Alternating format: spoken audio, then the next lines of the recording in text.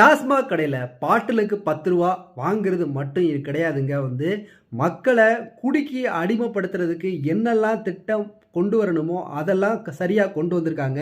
இன்னைக்கு மக்களோட காசு ஒவ்வொரு நாளும் லட்சக்கணக்குல, கோடிக்கணக்குல நம்ம டாஸ்மாக் கடையில போய் குடிச்சு அதோட வருமானம் மக்களுக்கு முறையா போகுதா அப்படின்னு நம்ம பார்த்தோம் அப்படின்னா, அதுலயும் ஒரு மிகப்பெரிய ஊழல கண்டுபிடிச்சிருக்காங்க.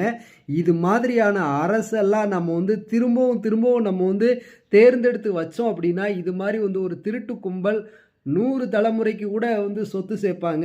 நமக்கு அடுத்த வேளை உணவு கூட இல்லாத ஒரு சூழல்ல, இன்னைக்கு ஒவ்வொரு குடிமகனும் அவன் வீட்ல அடுத்த வேளை அடுப்பு கூட எரியல. ஆனா டாஸ்மாக் கடையில அவன் ஒரு பாட்டிலுக்கு ரூ. 10 குடுக்குறான் அப்படின்னா, ஒரு டாஸ்மாக் கடையில கிட்டத்தட்ட ஒரு நாளைக்கு 50,000 பேர் வாங்குறாங்க அப்படின்னா, 10 × 50,000 நீங்களே கால்குலேட் பண்ணி பார்த்துக்கோங்க. குடியை